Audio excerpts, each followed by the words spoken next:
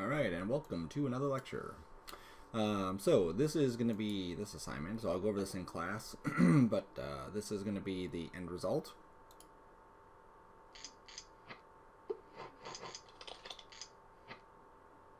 So it's really short, 5 seconds is the length of the entire thing, but it has to be kind of quick, otherwise, you know, it kind of loses its effectiveness, okay? So the idea is that we're just kind of taking a baseball player and then like building a baseball card off of that.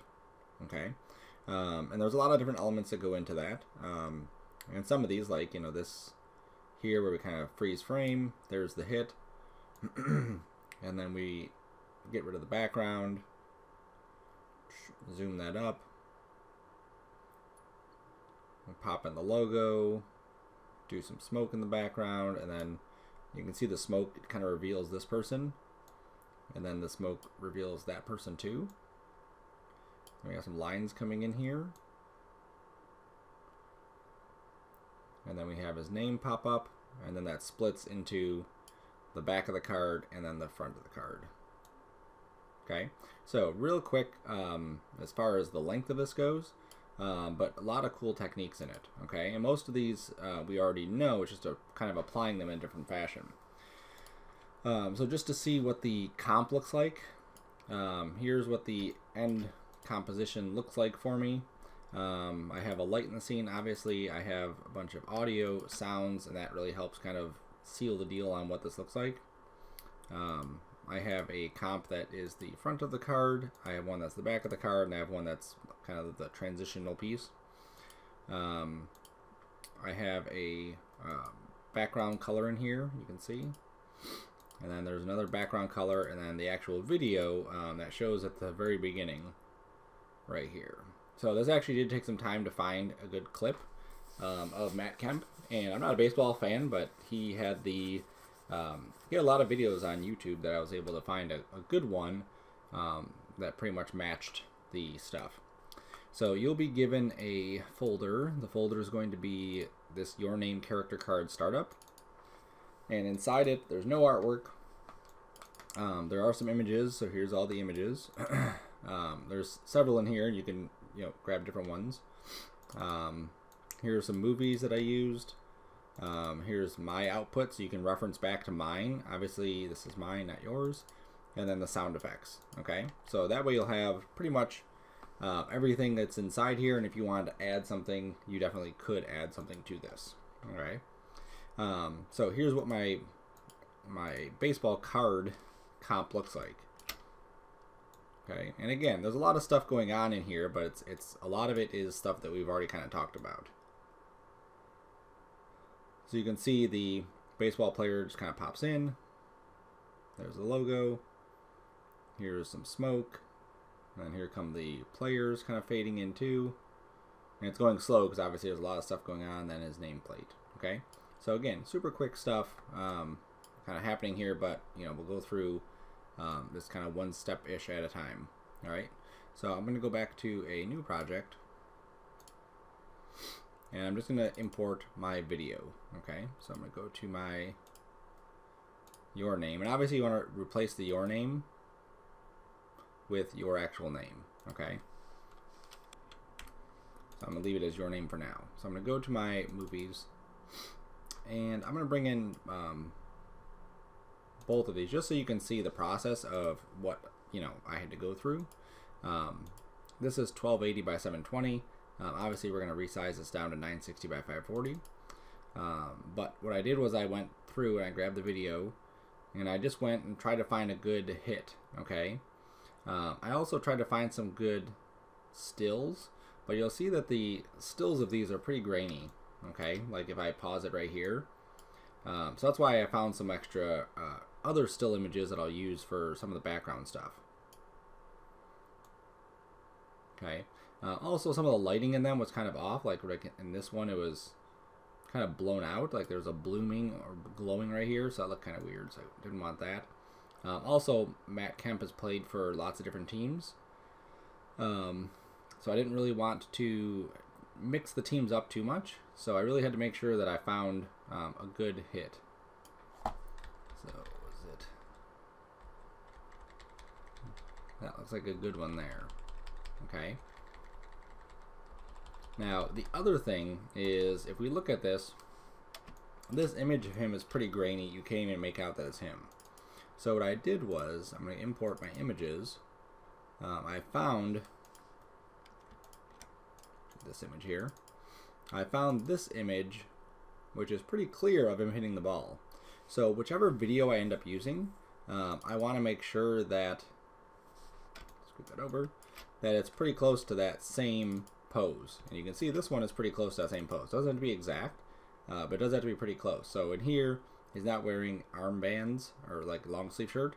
His pants are white, shirt's blue. He's playing for the Padres. So here, his arm sleeves are a little bit lower down, blue, white. So this one could work. We could definitely pull that off. We can continue looking too to see maybe there might be like a better one. He has one long, one short. Ridiculous. Okay, he's at bat again. The other thing to kind of look at too is the catcher.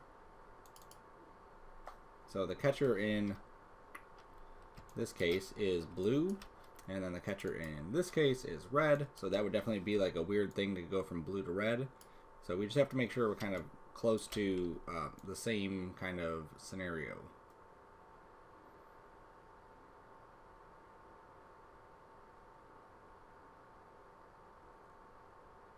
See, and he's wearing gray there, white there, white there. So we gotta find one with blue. And the background isn't as important, but definitely is, you know, somewhat important as far as what's there. Okay, and obviously the colors gotta match it better too.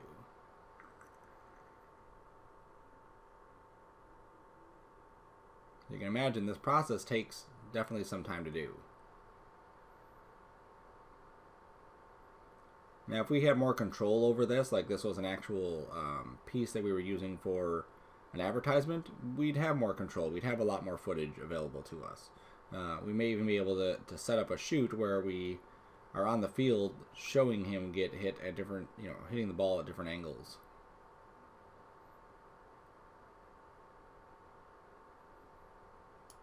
All right, this one might be good here.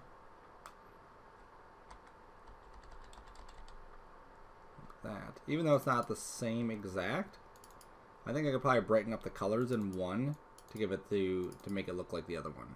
Okay,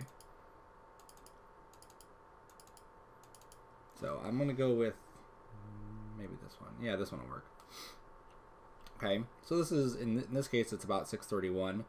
There's several different shots you probably could have used throughout this thing, and several different places would work. And there's even, you know, some room to wiggle around. If we do the whole thing, we end up not using the shot. It's not a huge deal to just find a different clip and use a different clip. Okay, so what I want to do is I'm going to rewind this to the beginning. So I'm using my page up and page down.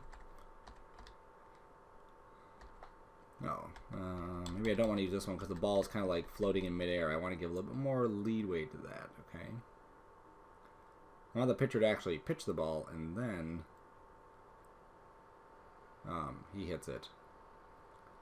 Because it just gives me a little bit more like warm-up time at the beginning, a little bit more pre-roll. There we go. That might be a good one there.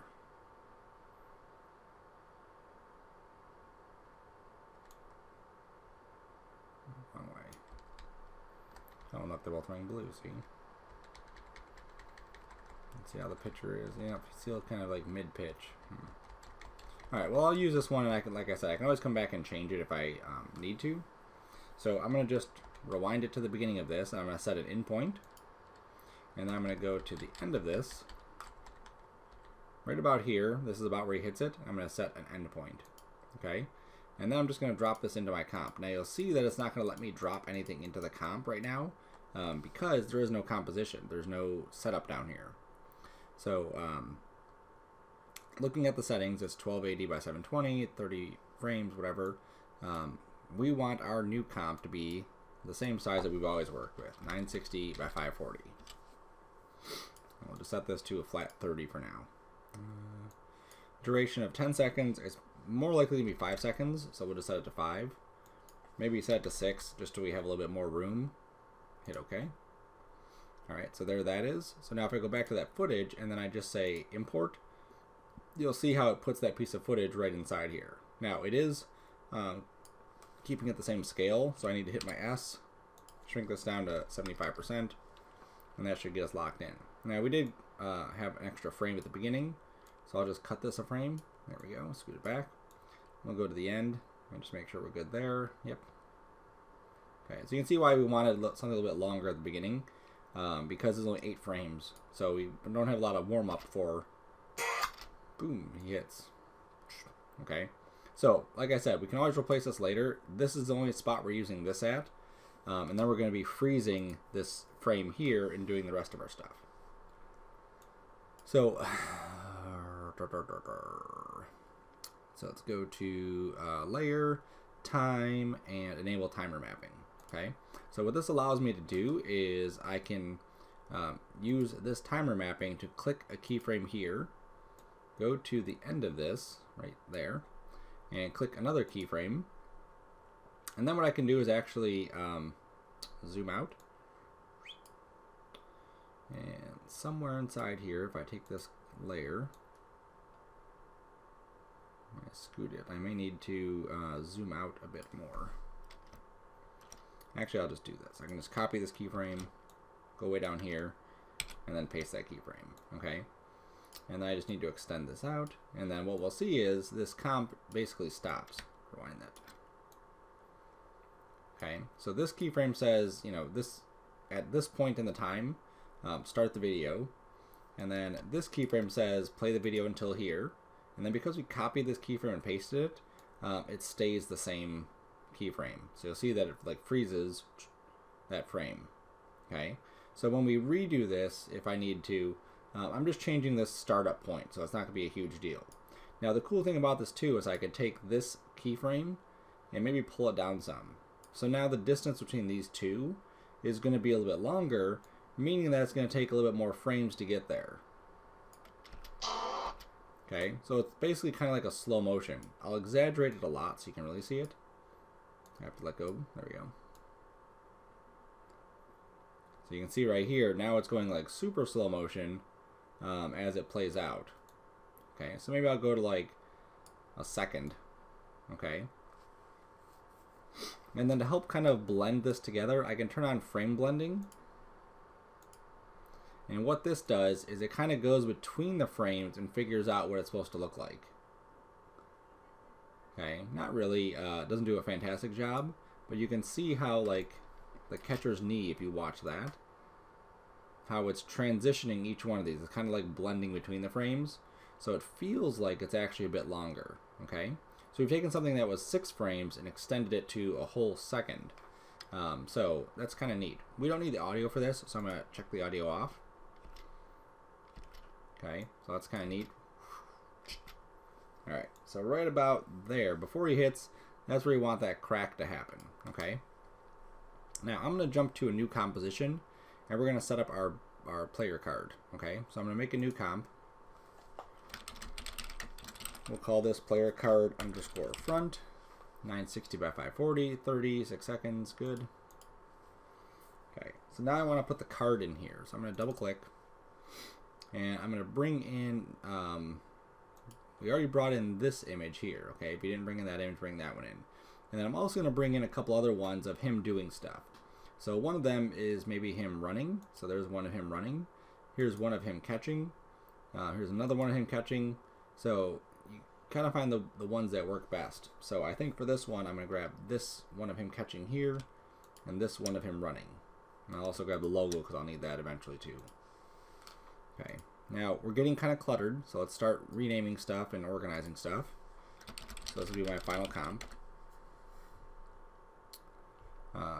New folder, comps, new folder, movies, new folder, images.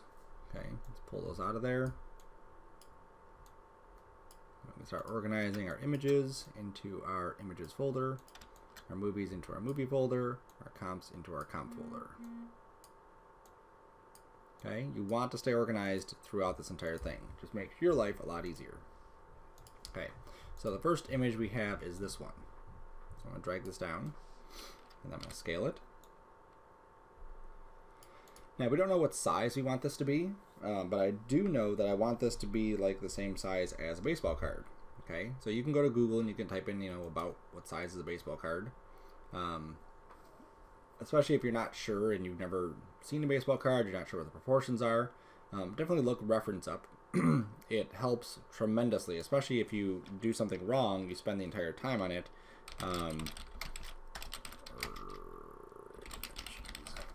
And then you have to redo stuff because you don't have the right size.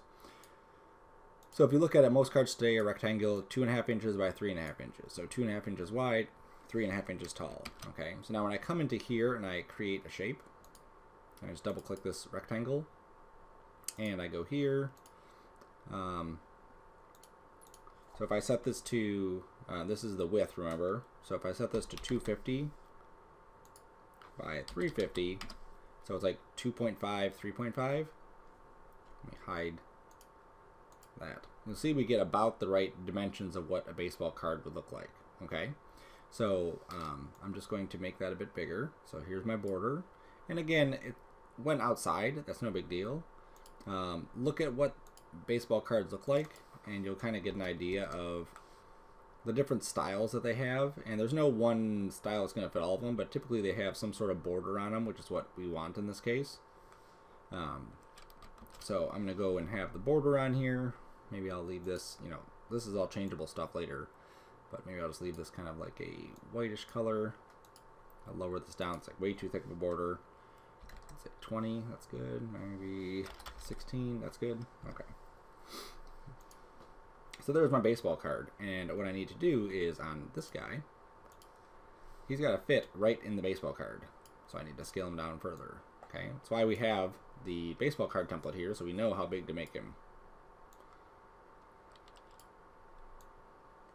Okay, keeping in mind there's going to be a guy here, a guy there, a logo down here, and his name popping up, or a logo here and his name popping up, whichever side. So we want to make sure that he fits in there nice. So maybe 28. That should be good there. Okay. Now, obviously, this looks weird having him like this. We want to cut out the background. We want to cut him out of here. So I'm going to go to his layer. I'm going to go to my pen tool. And what I'm going to do is just outline him. So if you haven't used the pen tool in a while, you may want to just kind of experiment first. But it works very similar to Photoshop and Illustrator and InDesign in the fact that you just kind of click and drag to make curvy points, or you would click to make solid points. Now, we don't have to be extremely precise in this. Control key moves it off, but we do want to be pretty close, okay?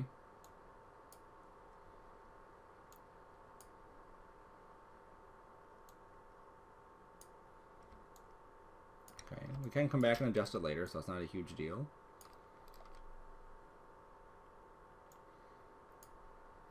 Okay, now what this is going to do is it's going to make a mask around the guy, okay, and basically cut him out of this image.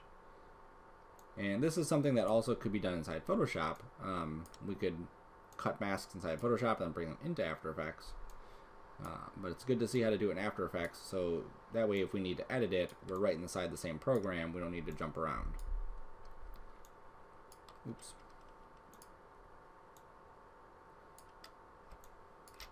Hold the space bar to move our stuff.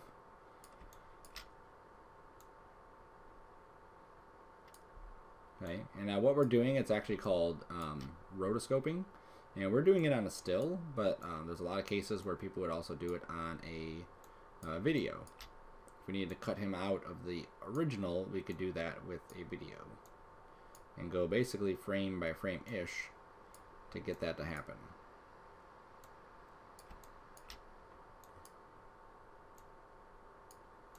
Okay, now you'll see how I'm making curvy points pretty much all over the place. You don't want to do clicky points where you're just kind of like clicking a million points on here, because if you need to tweak anything, then that's a lot of tweaking you have to do. So I'm just going through and clicking and dragging, and that makes my life a lot easier. Okay, you can see how it's not 100% on there. Like I'm not going in and grabbing every single pixel. Oops.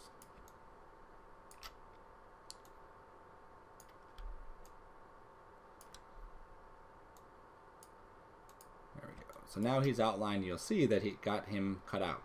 Now the ball disappeared, but I don't want the ball to disappear because I want the ball there. So I'm going to go to my masks, which it shows now, and I'm just going to turn this off to none. Okay, that way it's gone. Then I can outline the ball.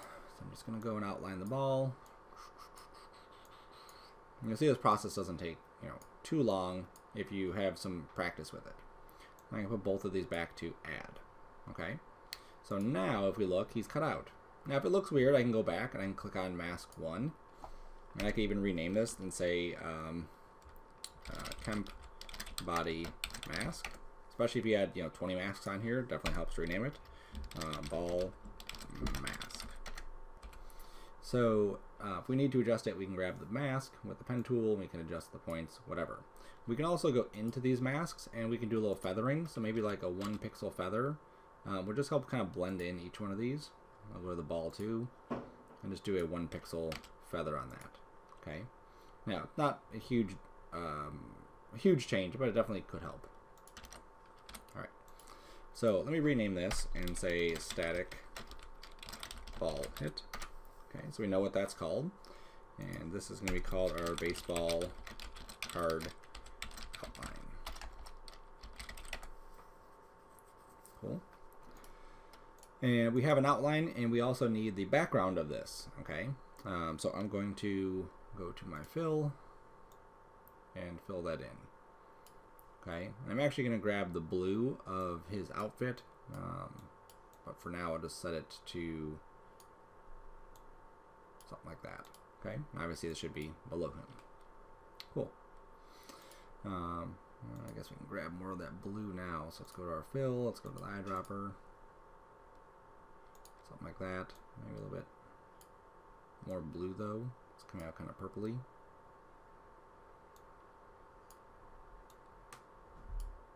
There we go. That's good. Okay. So there's him. Now he has to pop into the frame, right? Now that's all going to happen here. We're going to have that transition where he pops right into frame, right about that point there. So you can see the ball is almost hitting the bat, and that pretty much lines up with that one. Even though they're not in the same exact spot, it's pretty close. They're close enough where people wouldn't question it. Okay. So just so you can see the process of this, I'm going to bring it in now. That way you can see what's going to happen. All of our card work is going to happen here, and then it'll just be stacked on top of this. So I'm going to go to my final comp or my final comp here, drag my player card in, and then I can just line this up. So if I hit T, take my opacity down, you'll see that my size is actually pretty close to him. The ball and the bat are way off as far as where he's at. I may even, no, I think that's really where I want to keep it. Right there. Okay, and like I said, I may find a different piece of footage. That's no big deal. So now I'm just going to take this comp and just put it right there. So now if I take my opacity back up, this is what we get. Okay, so you can see here he is hitting it, and we get that. Okay, and then we'll erase the background too, and then start filling this in. So now I can go to my front here. Now, the timing of each item inside this list is about 6 to 8 frames is where I kind of get everything started. So when one thing starts, it takes about 6 frames to finish. Okay, so that means that the smoke that comes in, the all that stuff, it's going to take about 6 frames for each item to do that. Okay, so I want to go to my images. Here's him running, so I'm going to bring him down. And we'll shrink this down. Now, as I shrink this down and I zoom in, you can see it's really grainy. If I double click this image though down here, we have a lot more resolution to work with. So we can actually draw the mask in here that we need to cut him out. That way we're not dealing with the super low res stuff, okay? So usually it's easier to do that. Now this guy, I don't need to be too precise on because he's kind of in the background. So I'm just going to kind of do a really quick mask around him. Now, again, if you don't do a good enough job on the mask, you can always come back and add points. You can tweak it. You can do whatever. But for now, I just kind of do a quick mask, especially at the bottom because we don't see the bottom of him too much.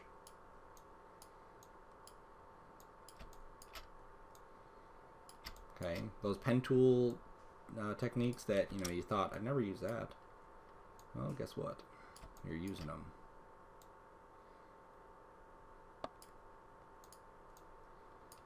So I just added a point there.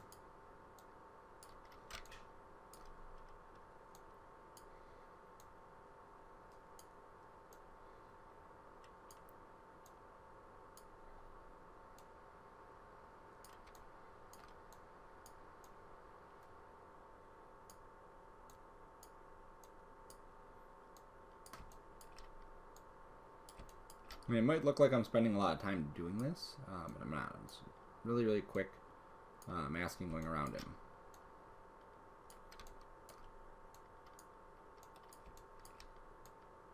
His tongue sticking out.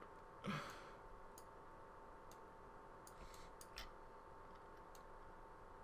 how we commemorate a great baseball player. I'm assuming he's a great baseball player, otherwise why would there be so many videos of him? I'm not sure what it is, but nobody in my family, except for like my brother and my uncle, follow sports. Everybody else is just kind of like whatever. They watch sports sometimes. My mom will watch the Red Wings, or my sister will watch the Red Wings. But for the most part, we're not a big sports family. Oops. I'm going to click on that last point, otherwise I won't continue making my path.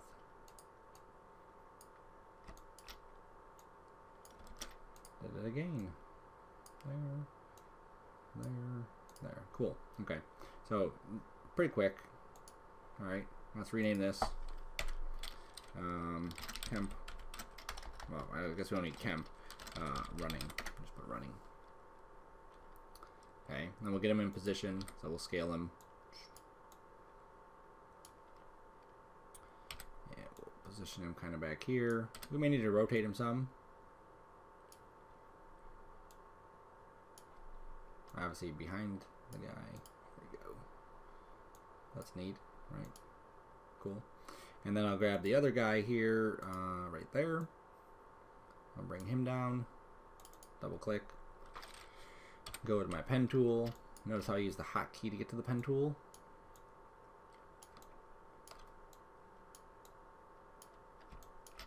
There's a lot of folds in here, and typically if this was, maybe a billboard ad or something a little bit more exact, I go through and start to outline each fold, but I really don't need it for what this is going to be. Okay, and that's stuff that you have to take into consideration as you're working.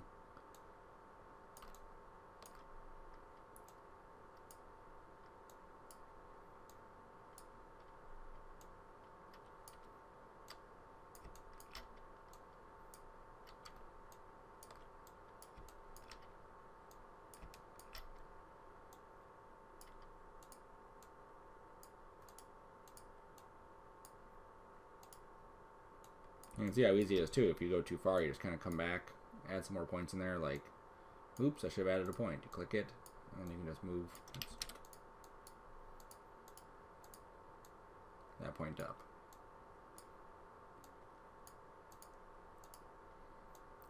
Care about that little lace piece. Come on.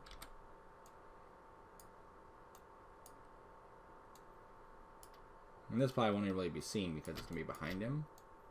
I still want to outline it just in case something pops through.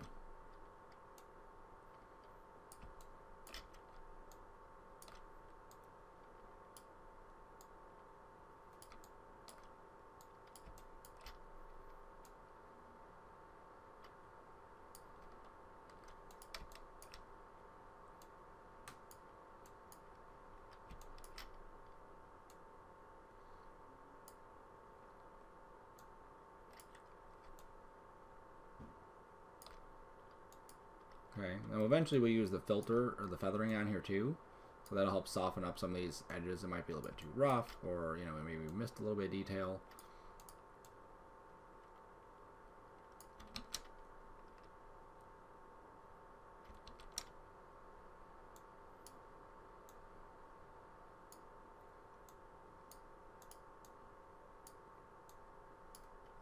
There we go. Kind of hard to see that point somewhere in there.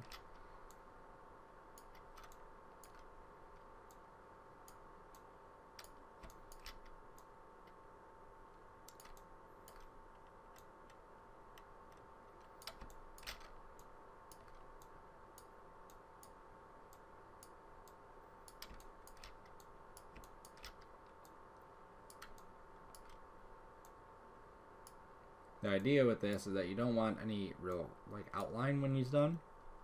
So if I click off of him, oh, I'm in this. I can't do it. Yeah, close that. There we go. We get back to this. We scale him down. We don't really see like an outline of like darkness around him. So like in these lighter areas, we don't see any darkness or some lightness or some weird stuff. So overall, that looks pretty good. Okay. So now again, we just kind of catch ball. Scale him down. Now this is, whoa, wrong one. This is where I may switch these, right? So he's catching the ball on this side here. It would look weird to have him there. So if I put him here, I can take the running guy and rotate him the opposite direction and move him there. And it just kind of balances the scene a little bit better. Okay, you can see the legs do look kind of weird there, but like I said, we're going to go to the feather, which is F. We hit F on there, and then we can feather this. And then we could even open up the mask again, and we can do an expansion. So we can actually like squeeze it in some, and you'll see how it's just softer on these edges. And that's exactly what we want this to look like, not that one. Just the two in the back, so the running and the catching ball. I want some feathering on there, and then a little bit of mask expansion going inward. Okay, so just softens their edges. And I think that catch ball one, he needs to be rotated slightly that way. Looks like he's falling down.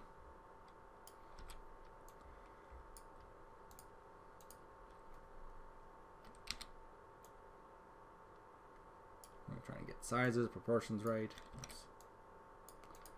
Alright, so that's good there. Okay, so now we can hide those. Alright, so now I need to bring both of these in. So I'm going to go and double click, and I'm going to bring in under my movies, I'm going to bring in that smoke. So this is again some smoke that I found online. I'm going to drag this down here, and it's actually fire. So if we look at this, and then it turns to smoke. Really cool. If we double click this, double click it, there we go. We can see the entire thing, which is only like 7 seconds long. But if I take the coloring on this and I knock this down to like black and white, it's pretty much like smoke. And gives us the indication of like a smoky thing happening. Okay, so that's what we're going to use this for. And I'm going to scale it down so it fits. So like 50% or so. Okay, so it fits in the card. Turn the smoke off, turn that on. Okay, so you can see the smoke fitting in the card. So I have 3 smokes. There's one smoke that kind of fills here, and there's another smoke that'll bring each one of these characters in.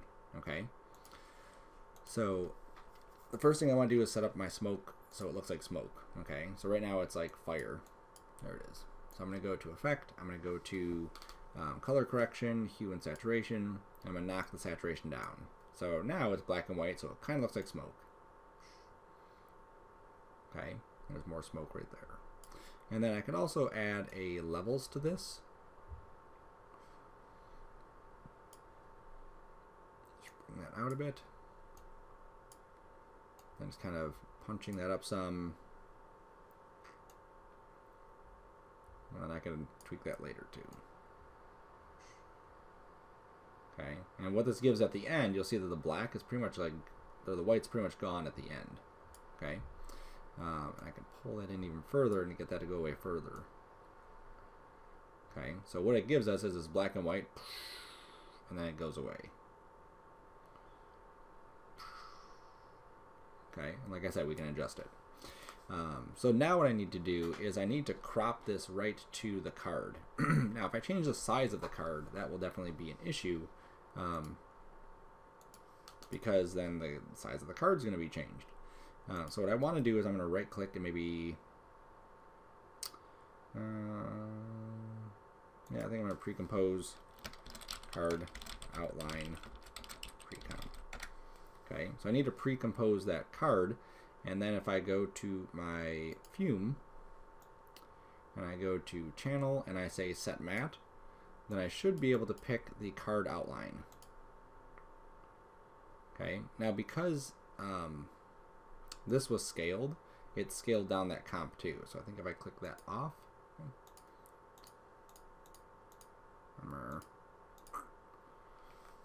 I rescale this back up to 100. There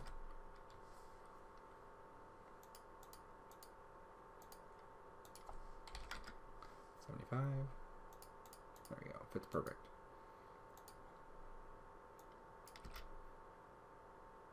Oops, I have to turn it on.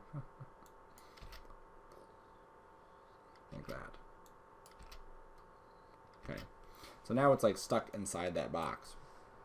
Now I still want this card to obviously have a line on the outside. So I'm going to go to my project, comps, and I'm just going to duplicate this. Control D. And this one is going to be the card outline with no fill. Okay, that way in case we use this again, we don't have to change it in every spot. We may use the comp again and may need to adjust some of the sizes or whatever, so that way we can always jump back to this. Oops. So now I can drop the new one here, which is a card outline only. Drop that right on top of it. Now, if you'll notice, we've lost our coloring. So this is like black, right? So it used to be blue, now it's black. So what I'm going to do is go to my card outline only, or my card outline, there it is. Nope, my fume, there it is. I have toggle switches in mode, and I want to get to this mode here so I can just add this on top of it. And so then you'll see, we get this kind of smoky look, right? Now, I want this to actually stop, like there. Okay, I want to have some smokiness on here, but not like that. That's like too much. Okay, so maybe something like this is where I want it to stop. So what I can do is that same trick with the time remapping. Okay, I'm going to click the little stopwatch or the little keyframe, and then I can just copy this, go down to the end, and then paste it. So now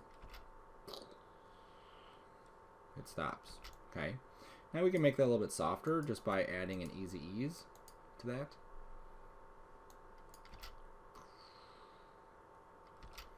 Okay, and we could even add maybe this one in easy ease. Go into the graph editor and just do one of those numbers on it. Okay, so basically it's going to go really quick and then it should slow down like that. And then we can pull this out even further if we want to have that happen like that. That's good. Okay, so now I need two more smokes kind of coming off the sides. So I'm going to take my fume and I'm going to duplicate it. And I'm going to rotate it. Now you'll see that it's picking up this this mat that I have here. It's not matching it to the same size, proportions, whatever. It's just kind of like cutting it out like that. So for this one, I'm going to take the mat off and I'm going to duplicate this card pre-comp. I'm going to pull it up to here, and I'm going to use this card pre-comp as an alpha channel on this. Okay, so I'm going to say track mat, alpha mat, boom.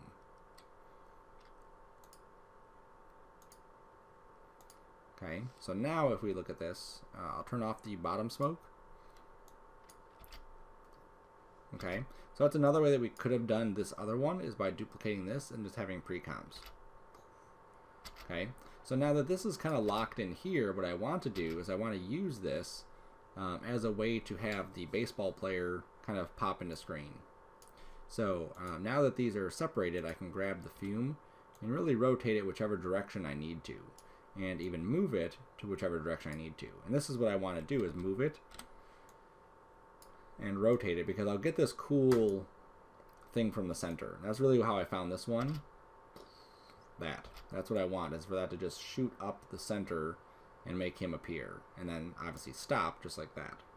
Maybe even that a little bit. Maybe I'll scale this down too, just to give a little bit more dimension. It's the benefit of doing it this way as opposed to the other one, is that we have a little bit more control over what this looks like.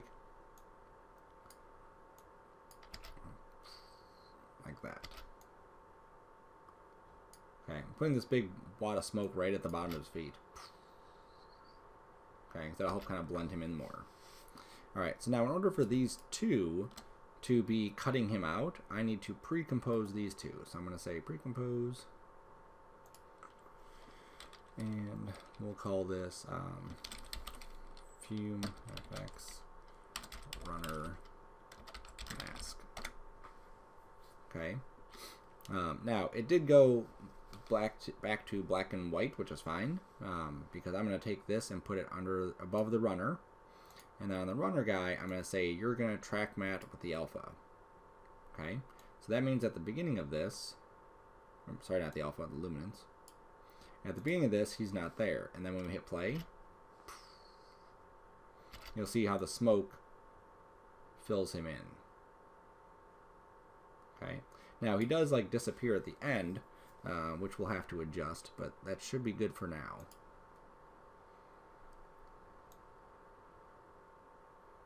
And if we set this to inverted, he'll be there at the beginning and then disappear, which we don't want that to happen, obviously. Okay, so we'll set that to regular Lumimat. I'm going to go into this mask. And I just want to make sure that at the end, yeah, see how we need this to be like pretty white. So on this one, I need to maybe set my endpoint for this one to about here. Okay, so I open up my timer mapping, and I set the endpoint to there. So that way it'll go, oops, and I have to copy this and paste it at the end. Okay, so went backwards. I think I copied the wrong one. Nope. How it's interpreting it. Let's go to our graph. Yeah, see, it's going crazy. I'm going to switch this to all these back to regular. Do I switch them back to easy ease? Will that take care of it? Yeah, that took care of it. So I just made them all easy ease again, and that took care of it. Okay, and then I can pull this out some more. And then give this one a little bit of blending.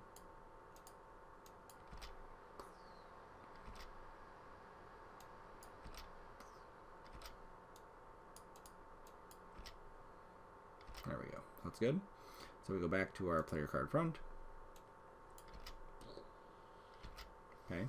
And then what I want to do is also have the smoke on there. So if I turn the sound off for these, make sure they're both off here, and then I turn this on, you'll see that I see the smoke, which is perfect.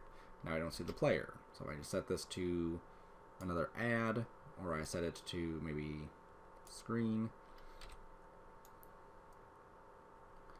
Okay. I may need to actually duplicate it separately. Set that back to normal.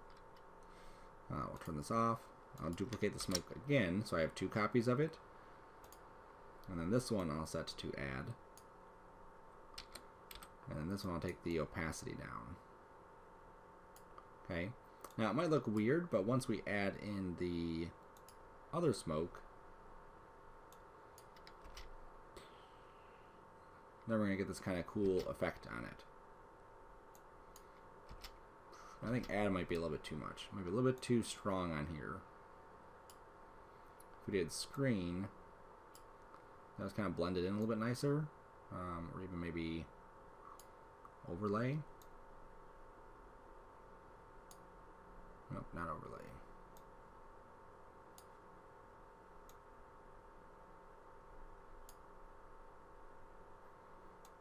Yeah, maybe just screen.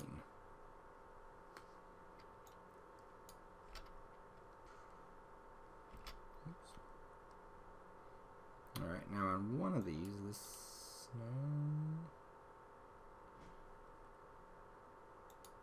yep, on my runner mask here, you can see there's definitely a line happening.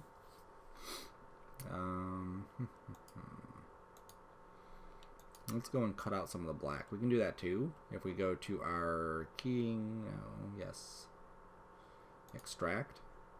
And extract will pull out the black. So once I pull these over, you can see that the black is now gone. If I take this back to regular normal, and I uncheck this, and I reset this back to 100, there you go.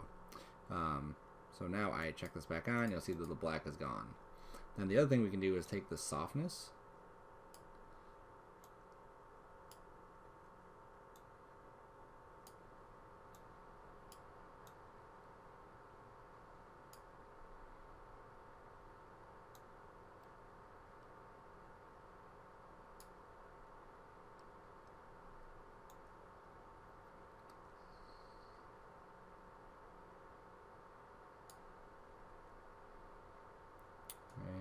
Let's take the opacity down on that some. Take the opacity down on this. Oops, not that one. On the other one.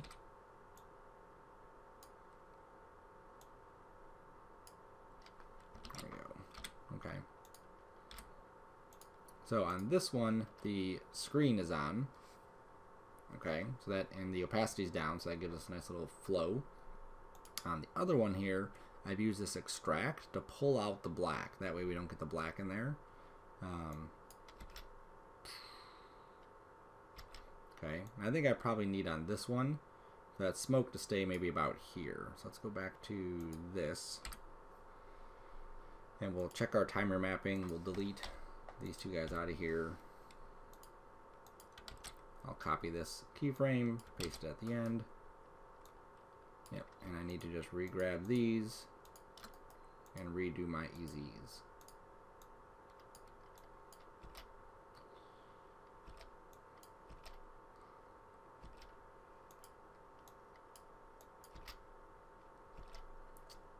And then let's turn on frame blending. Oops. Frame blending, frame blending.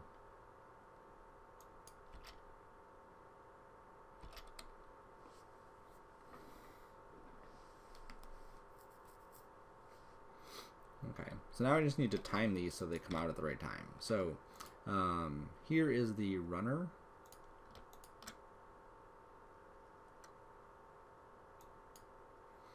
Okay, so his stuff should actually happen like down here. So the first thing that's going to happen, if I rewind this, is he's there. And then the background will go. So that's like I said, about 6 frames or 8 frames for each transition. So let's just say 8 for this instance. So at 8 frames, I want the smoke at the bottom to come out. So I'm going to scoot that over to 8 frames. And then at 16 frames, that's when the smoke from the next one will come in. And then 8 frames later, 24, that's when the smoke from the other player will come in. Probably a good time to save my stuff. So character card. Alright, so now we need to do the same-ish thing to the other one. Okay, so let's see if there's another way that we could attack this problem. So we want the smoke to happen. And this is always good because you want to look at different ways you can do things. Sometimes you'll find maybe a better solution to it. This is the catchball one that we're doing. So I'm going to duplicate the smoke that we originally had. And there it is. Let me put these 2 smokes above the card outline. There we go.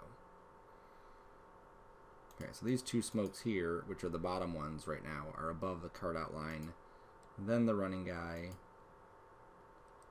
then his smoke, then the catching ball, then the card outline up here, and then the static ball hit. Okay, so that's good. Alright, so I'm going to go back to the catchball one. And let's drop in the smoke below that one. Okay, and I'm just going to reset his timer mapping. And reset it, you just delete it, and we'll go back to just regular stuff. Alright, so I'm going to make sure this is back to normal. I'm going to turn off my other smoke just so I can kind of focus on it. There we go. Okay, and let me hit the opacity back up. There we go. I think it might have just a little bit too much of that levels in here, kind of cutting it out.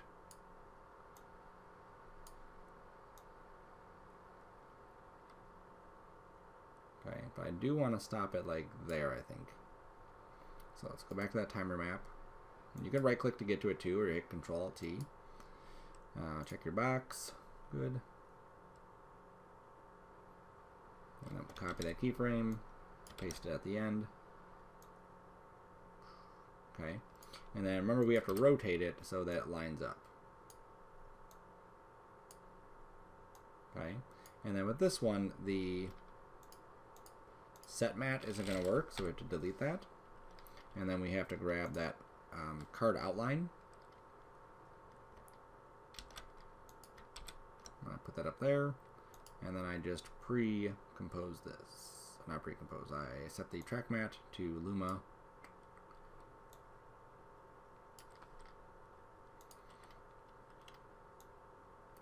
A little more rotation, a little bit more position. A little bit more scale down. The smaller the scale, you just get this nicer kind of look to it.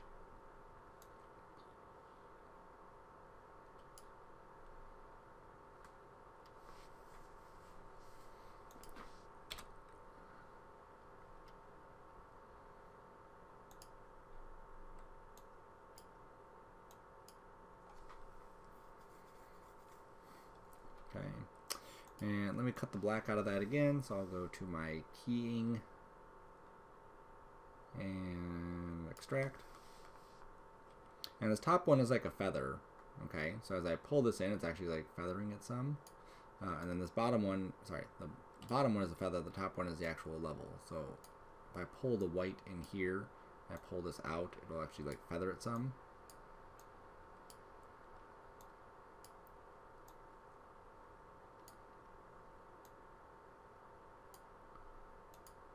I can maybe take the levels off of there. I think that'll help too.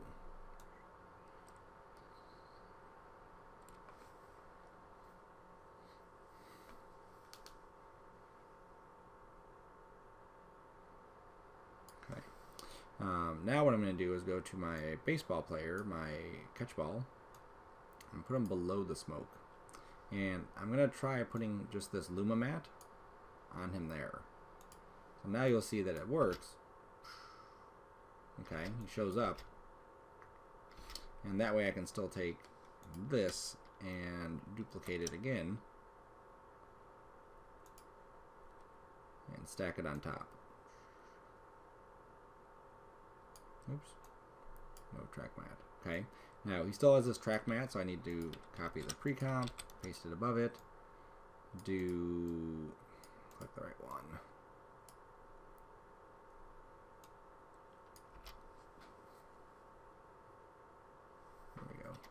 So there's a lot of stuff that's happening inside here, and it's going to get confusing. It's just a matter of kind of lining it up, or not linking it up. So this here is the smoke catcher on top. And then these two are the mask for the smoke catcher mask. Okay, so I wonder if I could put that on too. Would that work? Turn that off.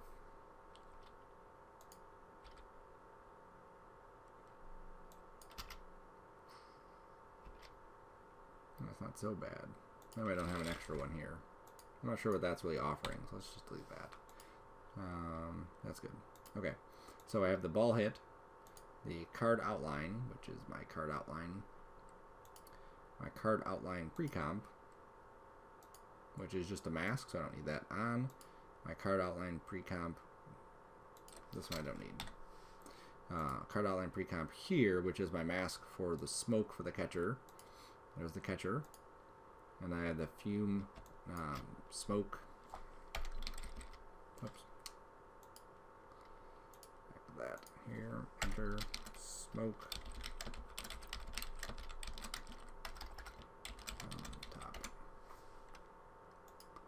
That's the smoke that will be on top of him. I wonder too if we can just turn this one on.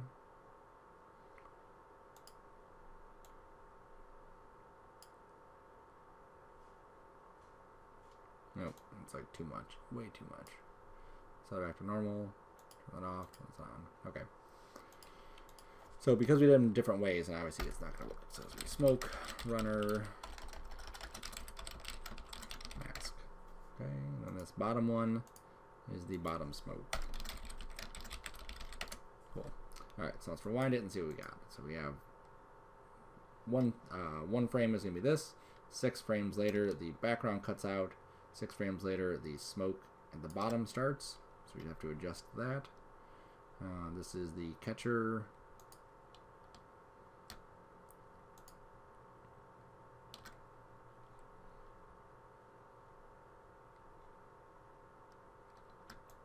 That's up there. Just has to be moved down a bit. Okay, so we have 6 frames here. Smoke on the bottom.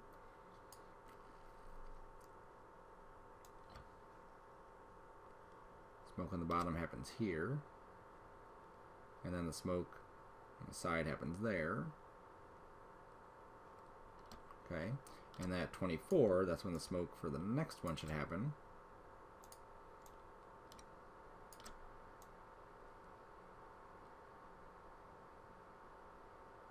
There we go. So now we go.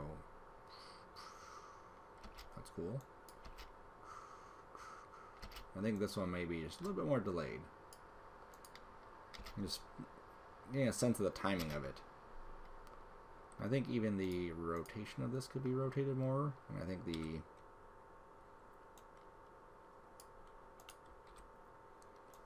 I do want to duplicate that. I'm not going to turn this one on. I'm going to duplicate it so I have just a bit more control over it.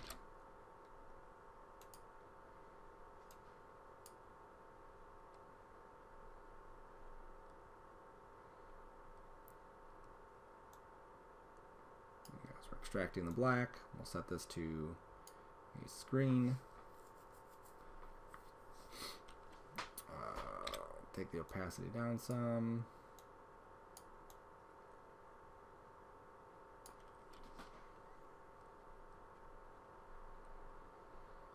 And I think even on our mask here, I may want to take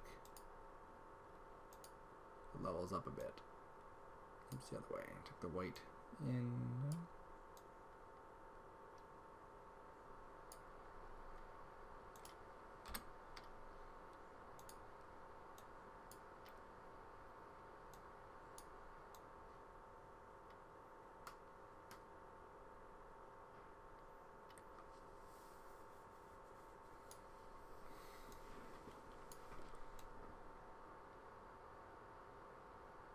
So I'm just adjusting kind of that position of that. I think this smoke here too in the back could be adjusted some too. So where there's the runner, that's a smoke on top. Let's take its opacity to maybe like 10. There we go.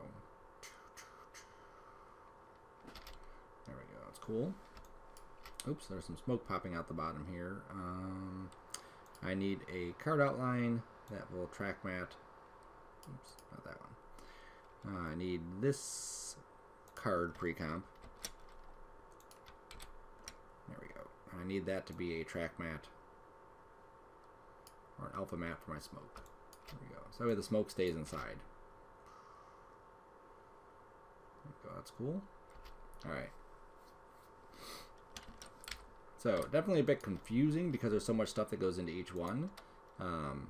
All of this here, these 4 layers, is all the stuff that's needed for that catcher over there.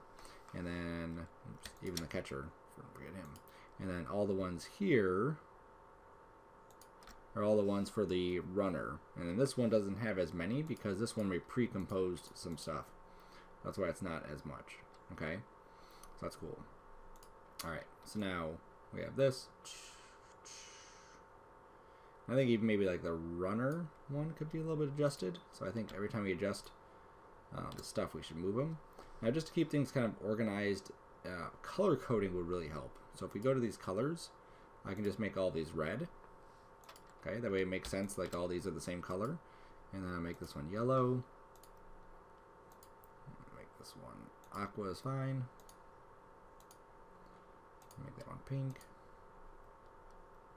And then these things are going to stay there forever. So the pink stuff here, I'm just going to make all this pink. There we go. Okay. So now I know if I need to move something, I can grab all the reds, because these are all together, and just adjust it. Okay. So I'm going to grab all the reds and the yellows, and just scoot these down a few frames. Then grab the reds and scoot those down a couple frames. Okay, so that way they're kind of isolated. Boom, boom, boom. Cool. Alright, now we need the lines to happen on the side here. So then we can go to our pen tool and make sure nothing's clicked. And we just click lines here and click line there. There we go. And we'll give this a width, so maybe like 5. It's good. Good starting point. And with this, I want to do a trim path. Okay, a bunch of different ways to do this. This is how I'm doing it. I'm going to rewind it to the beginning, set the end to 0, set a keyframe, scoot it up to 8 frames-ish, set it to 100. Do a little easy ease on it, a little bit further down. Okay, that's cool.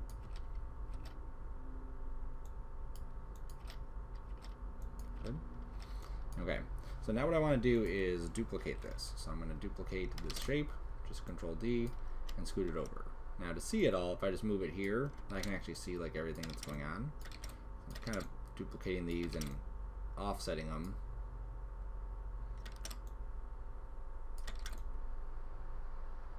There we go. Okay. So now I have about 9 of them. 9's a good number. Let's go and give them random values. So maybe one of these is 8 for the width. One of these is 4. One of these is 2. One of these is 6. One of these is 3. One of these is 10. It's 1, 3, and 5. That's fine. Okay. So now I'm just going to go through and just make sure that everything's still kind of even. Maybe this one might look better here.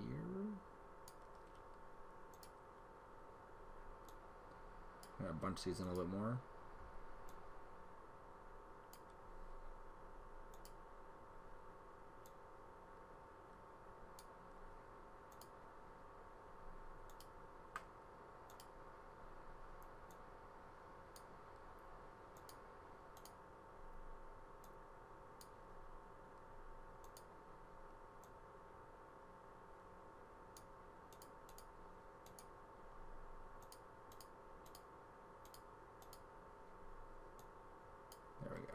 Alright, so now we got these kind of bunched in on the side there.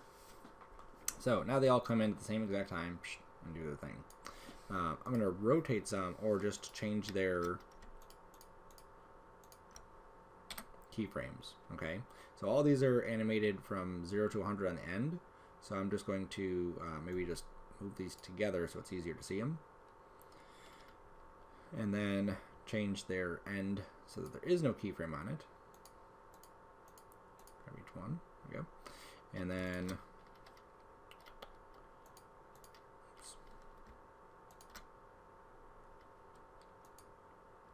I'm going to animate their start. Rewind this. Click the start at 100. Go up a few frames. Set it back to 0. Okay. So now I have them basically coming in from 2 different directions. Now I just have to copy this and apply it to the other ones.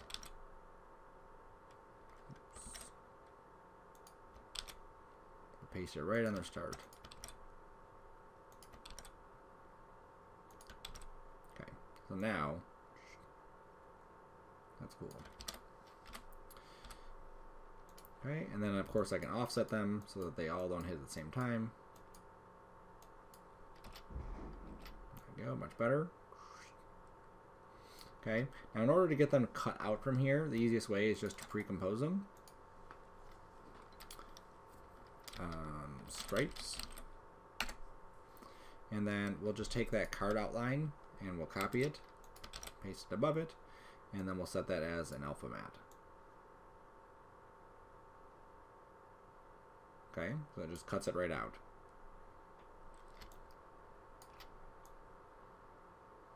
And if we need to change anything, we just double click. Nope, wrong one. Double click the stripes. There we go. And then we could change like their color if we needed to, if we wanted to make this red or whatever. Color it was fine, maybe a brighter white. No, that looks horrible. Just undo, get it back to the regular color. Okay. Then we'll have the logo pop up here. So let's bring the logo in. Oops, we have to get this offset too. So here's my stripes. Let's give them the next color, which is lavender. Let's pull them. Let's leave them up top. And then we'll bring them down to about there. So this one is about 106. So around 112. 114, that should work. Cool. And now let's go up here to our images. There's our logo. I'll drop that down. And we scale it. And because this is a ping, it came in with the transparency, which is really awesome. Saves us a bunch of time. No, not a bunch. Saves us some time. Alright, so I want to have this kind of like overhanging a little bit. Okay, so right there. So I'm going to go to my scale. Rewind this to the beginning. Set my scale keyframe. I can just kind of offset that and reset this to 0. Sometimes it's easier to just set it here than move the keyframes. We'll set our easy ease. It should be like this is day 1 that we did this. Yep. And sometimes it's kind of cool to go right in between here. We don't have a lot of frames. Maybe just make this a little further. Go right before the end and just boost us up to maybe like 6. A little bubble. Maybe 6 is a little bit too aggressive, especially for the size of it. 5 would be good. There we go. It's better. Cool. Alright.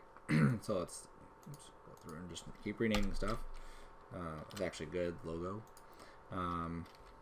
Give it a color. So this will be peach. And then we'll scoot this down to about 125. Yep. Cool. And then we get his name. So for his name, just click off anything. And for this one, his name is, not for this one, but his name is Matt Kemp. So I just want to create a basic name for it. Scale it up to an appropriate size. And I want to put it on a background. So I'm going to go to my shapes. Oops.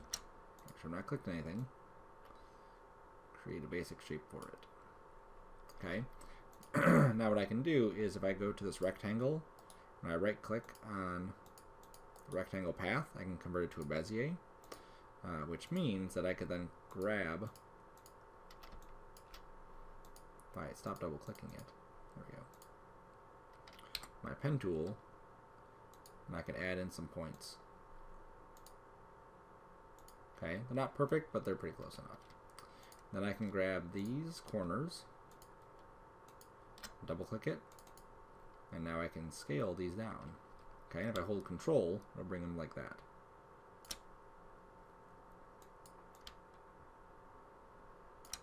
So that'll work.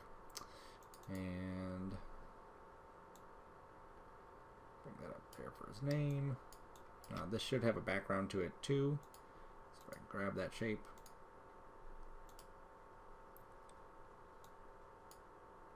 I said okay. Put it below his name so we can actually see it. Make his name white so we can see that.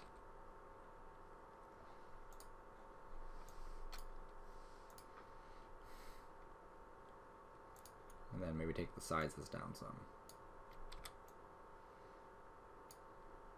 Alright, now before I do anything else, I like to, kind of zoom back. How is this looking? Good. Okay.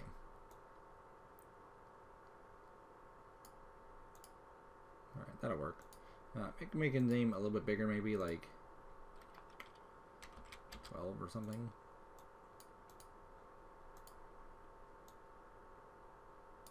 And then I think too, like normally they have on their front of their card, it'll say what they play. So he plays the outfield. I'll scoot this up, duplicate it, bring it down, put an outfield.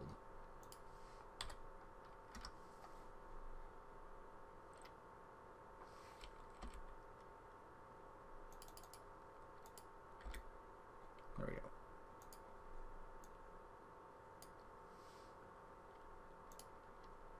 Okay, maybe the border on this is a little bit too thick, so we'll set it to 2. Okay, that's good. Alright, so now what I'm going to do is take my shape layer. I'm going to hit Y to move the pivot down to the center here. I'll zoom in, make sure it's pretty close. Yep, right there.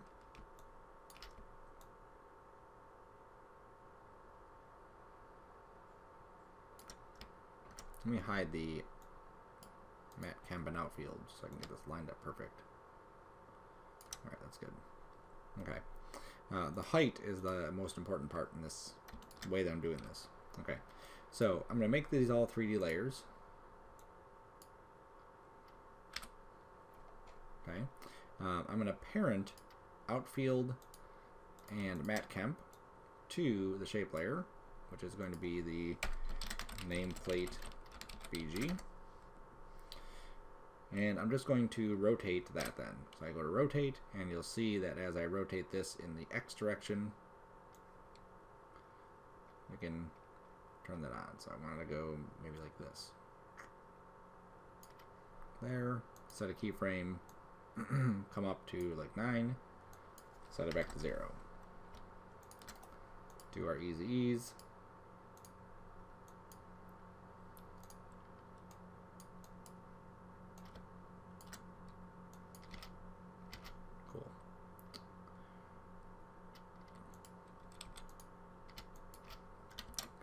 So now let's go back to the beginning of this. Let's give all of these a different color. That'll be the next one. So I think peach we used, so seafoam will be the next. Scoot this down to so many frames after. This is 125, 204. It's pretty close.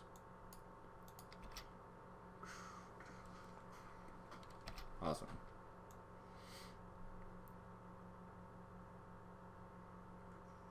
Okay. So now let's go back to our final comp. Now we can start to time all this stuff out. Okay, so the first thing happens, slow motion, boop. And then right here, that's where this transition takes place. And then 6 frames later, I want the background to change. So basically this whole thing is gone. So I'm going to go to just a new solid. Or Control Y, obviously that works. There we go. And I'm just going to start it right there. That's all I have to do. Right? So it just goes doot, doot.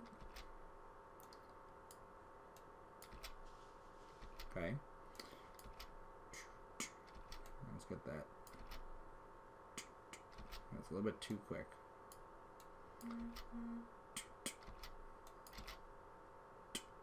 There we go. That's good. Okay. Do little sound effects because it might sound silly, but it really does help kind of get the timing of what's happening.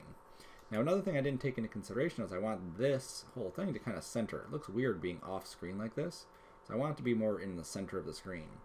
So I'm going to take the position of this after this is where it needs to be. And this is eventually going to be a 3D layer, so I'll just make it 3D now. And I'm just going to set a keyframe for position. I'm going to go up, same kind of spacing, and then just kind of scoot this over here, and then bring this down there, okay? And then, of course, easy ease.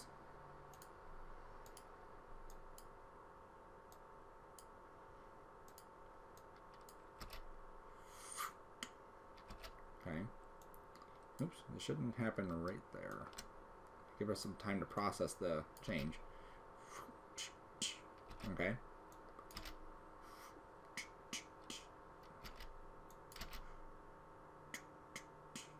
Okay, that's cool. Now, obviously, because we did that, our smoke is coming in. I don't want that to come in yet. So I actually want to go to This is starting at, let's say, about 26 seconds. I don't want to start the smoke until like 2:03 or so. So I need to go into this comp here by player card front.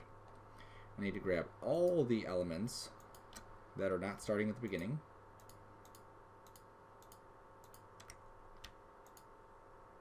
There we go. And I need to just scoot them down just a little bit. Probably like to there. Let's go back to my final comp.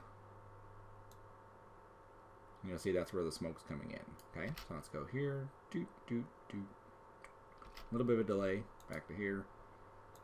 Pull it back a little bit more.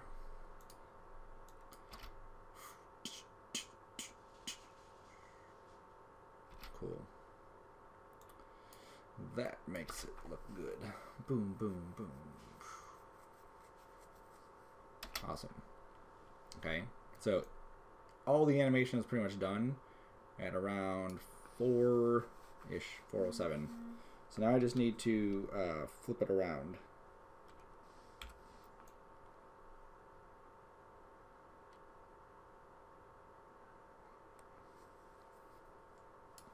Alright, so now we need to create the back of the card, okay? So for the back of the card, where's my comps? There it is. So I'm going to take the front of the card, because we already have the layout, so why not use it? I'm just going to duplicate it, just with Control-D, and then we'll rename this back. Okay, so now whatever we do to this won't affect the other one, which is important. I'm going to double-click, and I'm just going to delete all the stuff that we don't need. We need the logo. We don't need most of this stuff here, like most of it. Like that much. Pretty much don't need. Okay. And the orientation will be sideways, but that's fine. We're just going to design it sideways. It'll just be easier to animate the stuff later, especially how we have it set up. All of these things we can bring right to the front. There's not going to be any animation on this, so any keyframes that I have, I'm just going to delete. Okay, so very important you delete them in the right spot. Alright, cool. And then I'm just going to start placing my stuff. So here's his nameplate. We really don't even need the nameplate, we just need this name. So let's make these a little bit bigger.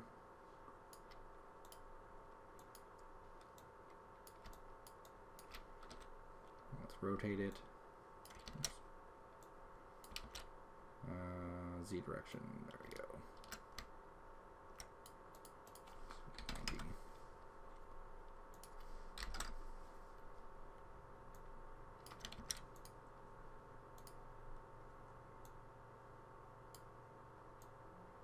And again, look at different cards of players, and you'll really get an idea of what they look like. I'm just kind of using just a basic design. It's not anything fancy, it's just basic. Okay, that's there, outfield. Put here. Okay, now I did, like these have stats on the back, which is like a neat thing. I should also put a little white thing, that would be kind of cool. Just to kind of change it up. Change his name here to maybe black or blue. Like that. And then just put maybe like a white.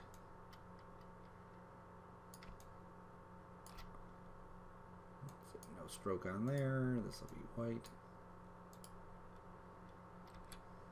And that will of course be below the matte Kemp.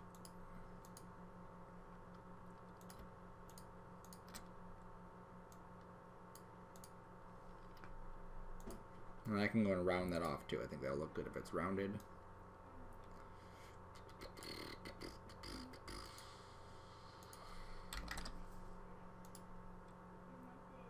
Awesome.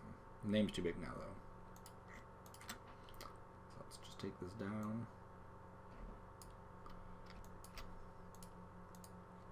Outfield, let's say 16. On his name, let's say 20. That's good.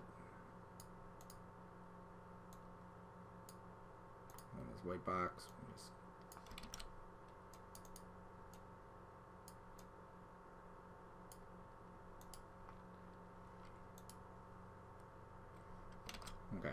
So I went to here, Matt Kemp, Padres stats. It's a good picture of him too. Let's grab that picture.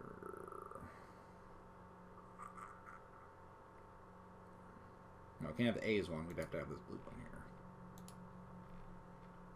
So I'm going to grab that one and put it in the images also.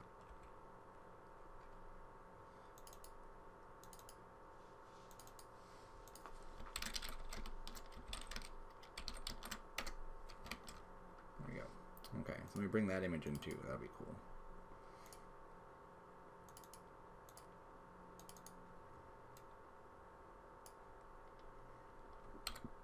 Alright, I just need to scale this down, obviously, so that it fits. And then I'm going to drag a box around his head.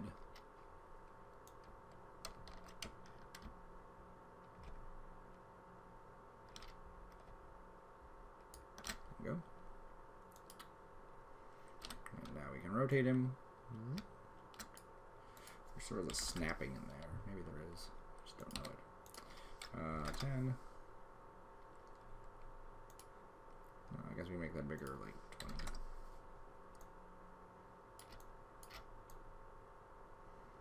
Let's put that up here. So even though I already had this designed, it's always good to play with different logos, different designs, different ways you can kind of organize the elements. You never know, you may find something that's just like, oh, I really like the way this turns out compared to, the original way it was.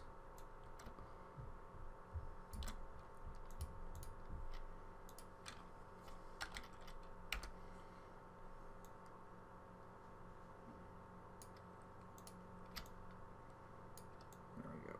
That's kind of neat. All right. So Matt Kemp's stats, and then I went to all.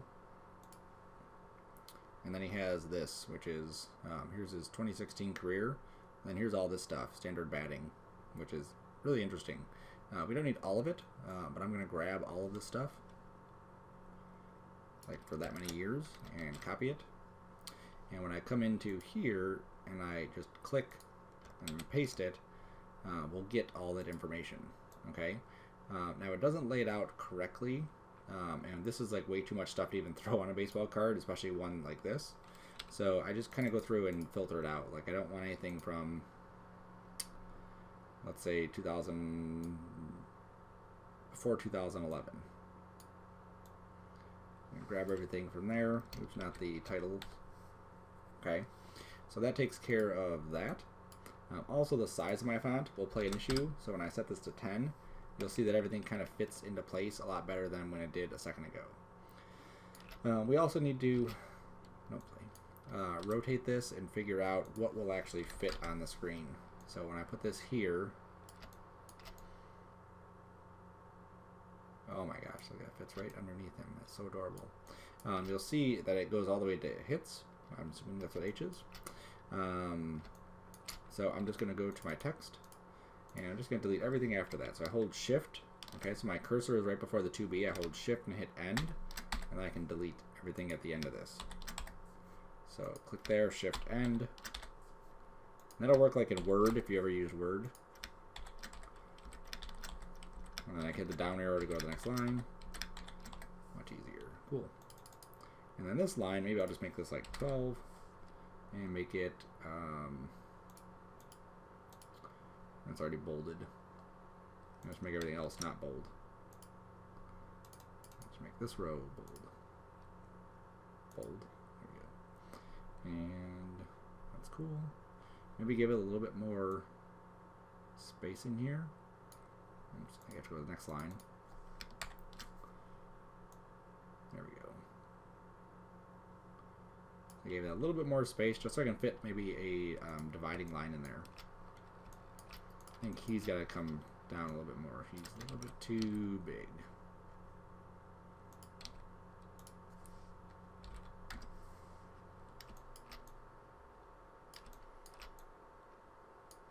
He's just crowding our text here. There we go. Okay.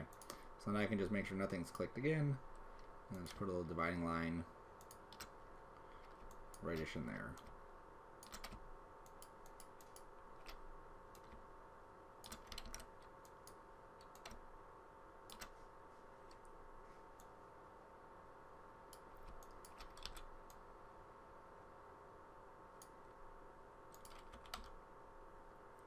And then our font, maybe we'll make this white so we can see it better. Oops.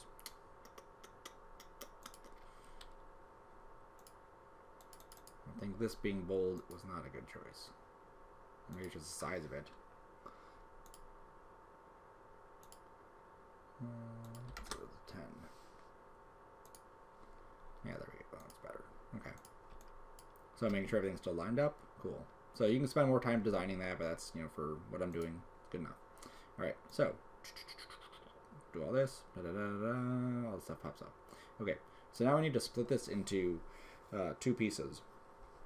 So what I want to do is I don't want to screw with my original one. So I'm just going to take this and Alt left bracket it. Okay. So this is the end of it. So I'm Alt left bracketing it. Then I'm going to duplicate it and I'm going to stretch this out and this one's Alt right bracket, this is Alt left bracket.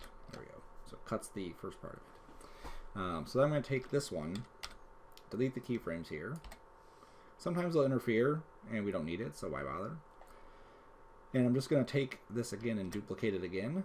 And this one will be the front, this one will be the back. Okay, so now I'm going to add new keyframes. So for the front one, I'm going to go to my position and rotation and set a position keyframe and set a rotation keyframe in Y right there.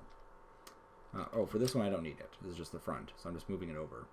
So now I'm going to take this up a little bit more and scoot this over here. Okay, like that. A little bit of easy ease on it. It did that because I copied and pasted some stuff. If I just copy this keyframe, it probably, well, it's still doing it, whatever. Okay. Then we can take this.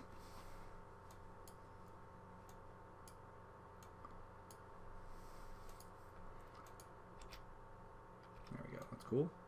And then the other side, which is the back, which is going to be this one, I want position and rotation. So I'm just going to grab all 3 of these. I'll go up to the same amount of time. I'll scoot this over here. I probably scooted this one a little bit too far over. That's no big deal. And I'm going to flip it around. So I'm going to go to rotate that way. There we go. And then I also want to rotate it that way. Okay, so I'm going to come back to this one here and just scoot him over. Just get him kind of centered better. Alright, so now we have this going into that. Okay, and now just so they don't do what they're doing here, because obviously that looks kind of funky, I'm going to take this one, and I'm also going to set the Z position a little bit further back. So setting it positive would mean it's back.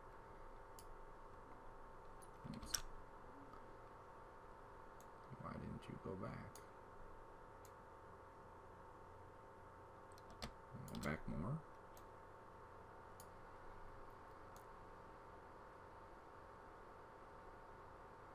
Oh, I should also rotate it the other way. So go back to here, go back to our rotation, make this negative 180. There we go.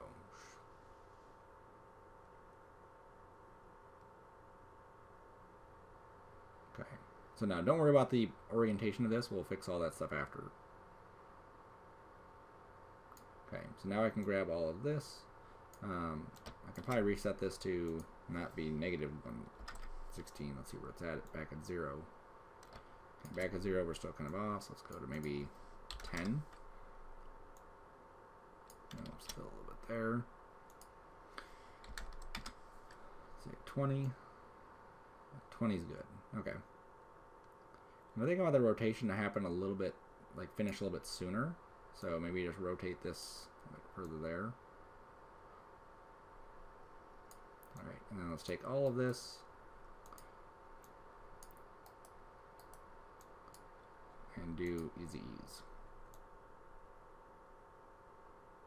There we go. Cool. Okay, so now I need to change the front card here so that this bottom front card is actually the back card. So I go to my comps, I hold down the Alt key, and I drag my player card back onto player card front. Now it's going to come in backwards. That's no big deal, because what I can do is go to my scale, and if I'm correct on this, I just go to my Y and make this negative 100. Boom. Perfect.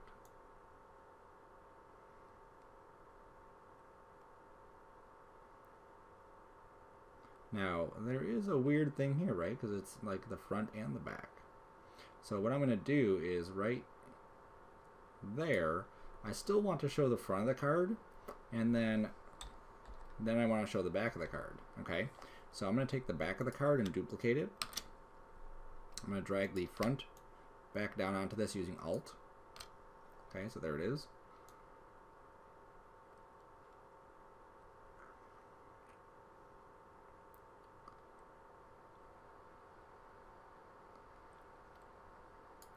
Okay, so right there. Okay, right there I want to end the front, and right there I want to start the back. So I just do my Alt to cut these two layers. Okay, so now we're going to have this. Okay, now obviously this is weird being upside down. No big deal. We go back to the scale, set this back to 100. There we go. And now it looks like we're seeing the back of the card. Sweet. Okay, so now just look at the whole thing. Boom, boom, boom, boom, boom, boom, boom, boom, boom. Cool. All right. So that works out pretty good. Let's take this into movies. Let's take this into images. Awesome. Now we can do sound effects. So I can go and import my sound effects.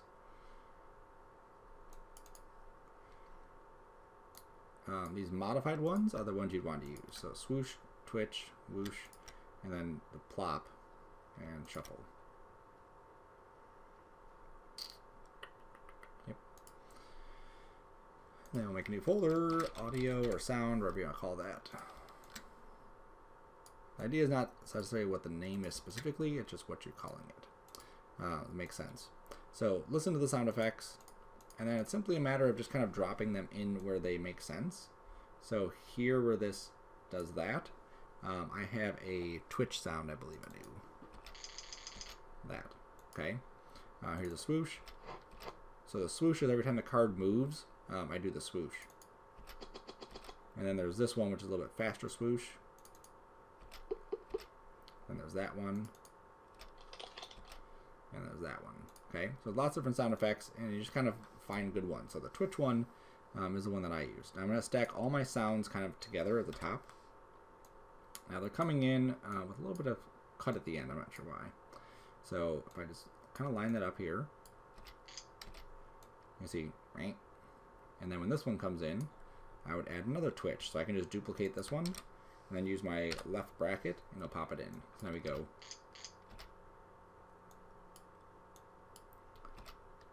Okay, now as it moves across, that's where I'm going to use a whoosh, or a swoosh. I'll drop this down, left bracket it. Okay, make sure they make sense. And then here comes the smoke. Smoke, I use the regular modified swoosh. I didn't want to have too many swooshy sounds on top of each other, or the same sound on top of each other, so I modified them slightly. Okay, and I'm going to duplicate this one, scoot it over, duplicate this one, scoot it over. So we have like these 3 swooshes. Oops, that one's way off.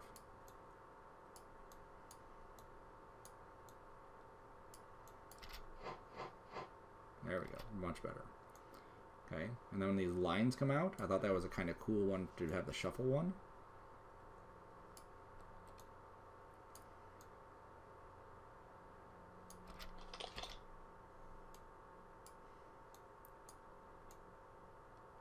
Now if I hit L, it'll show me the waveform. So if I get here and the sound effect is still going even though nothing's happening, I can hit L once and I can actually keyframe this off. So I can go set a keyframe here and then just kill this so it goes away.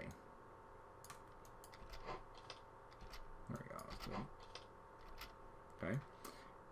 And then that little bloopy, that sounded like a plop to me. So I'll drop a plop. No pun intended.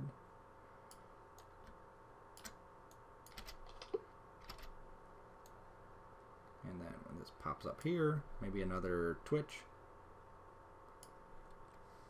I could do a swoosh too there.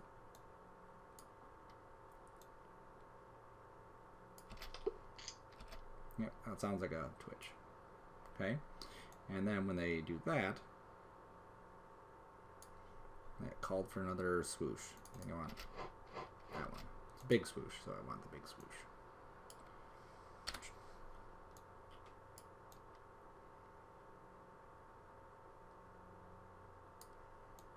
And a boot there. Okay, so now let's see what we got.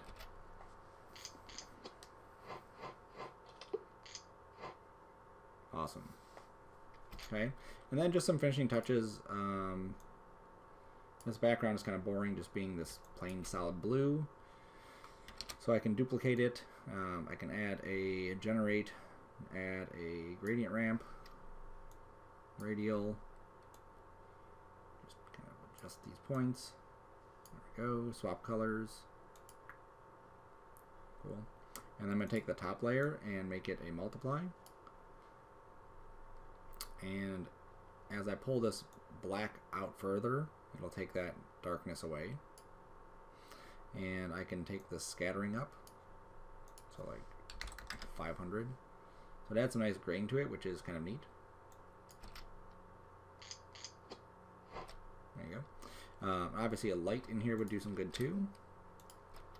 So let's go to light, new, or layer, new light. Spotlight's good. Fall off. Fall off on there. Cast shadows. Yes, everything's good there.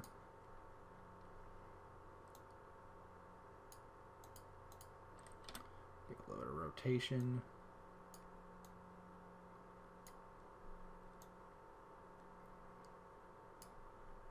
Pull it back on the Z. And adjust the intensity some.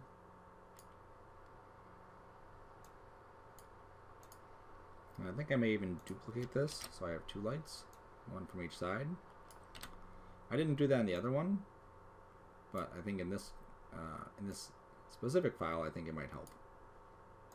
Every file is going to be different, so you really can't judge it based on every time I do baseball cards, I'm going to end up with one light. You may need two lights, you may need three lights.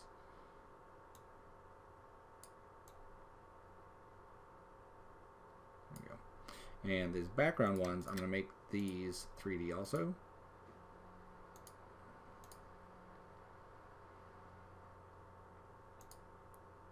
Which may mean that I need to take the gradient ramp. Let me turn this top one off. Yeah. I may need to just lighten up my images or darken my images a little bit. So Control-Shift-Y. Darken the sum just because it's maybe a little bit too bright is what's happening. That's good. And the card itself is not giving shadows off. So, oops. So if I open up all of these and I go to their materials and I say cast shadows on, then we should start getting shadows. And then the backgrounds, their positions are pretty much the same as the other ones. I need to push them back more. So 368, 362.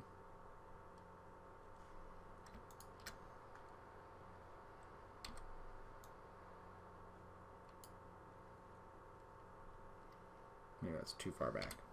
Let's go with...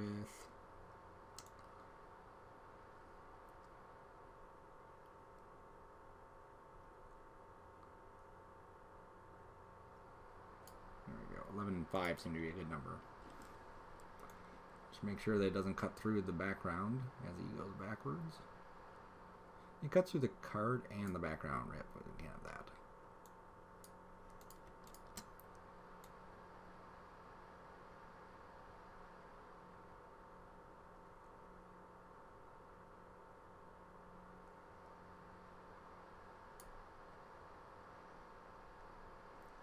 There we go. Okay. So now I can go back and maybe brighten it up some. So always a game back and forth.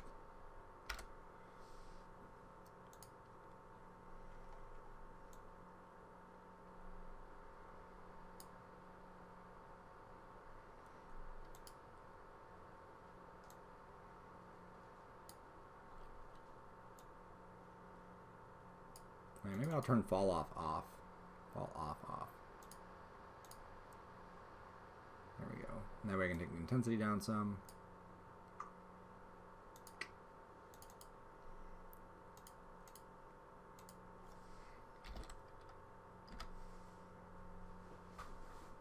There we go. So now we don't have fall off. So that means that the light will basically affect everything the same. Cool. Okay, and then the lights are things I add on to at the end. So after these,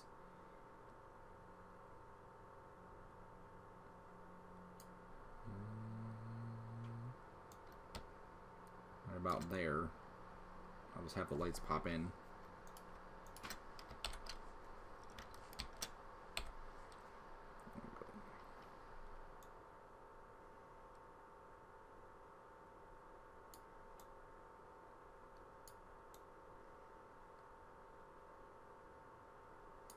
And then we'll add a little sound effect for the lights.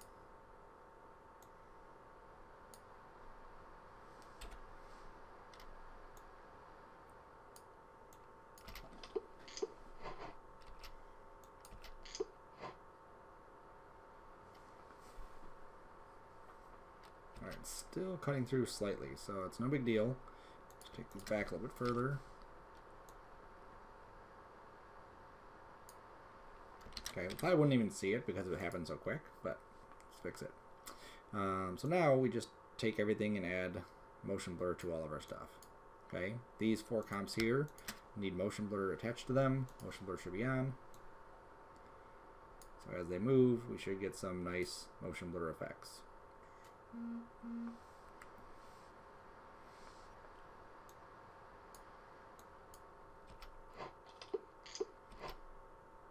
Okay, and then also on our player card front, we should have motion blur on all of these as well.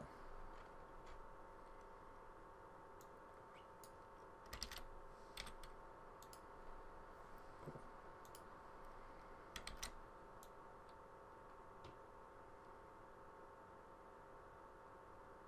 Just make sure it's working. Yep, you can see that the motion blur is happening on this.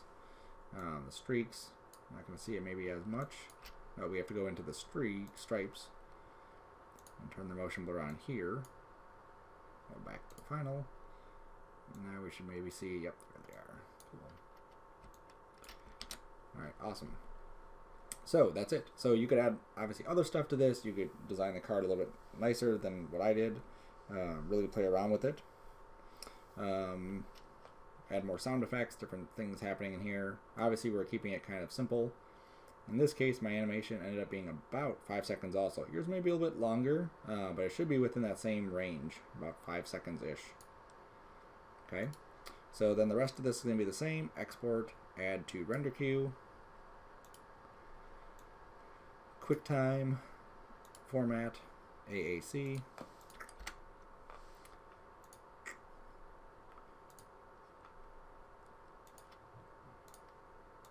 And you'll see there's going to be subtle differences between this one and the last one. Render it. Okay. And like I said, if we need to change anything, we could definitely go through and change any of those things. We need to change a picture, just swap the picture out, and then everything else is going to update.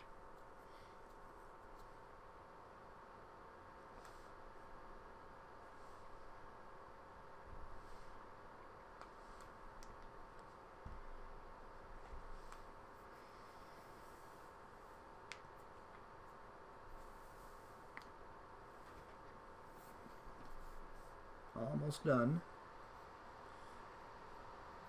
Yeah, we're going to get another second of nothing on there. I could have cropped it a little bit, but it's nice to have a couple extra frames at the end.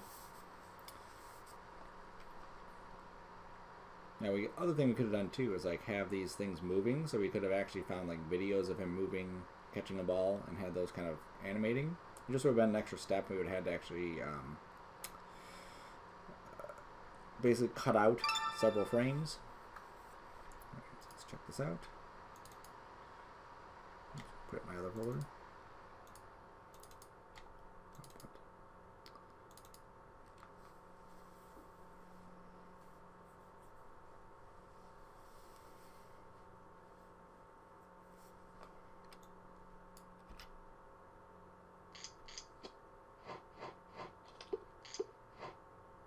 Awesome. Could have had a little bit more outline around here. It's a little bit kind of fuzzy. My other one. This one I used darker background, darker image.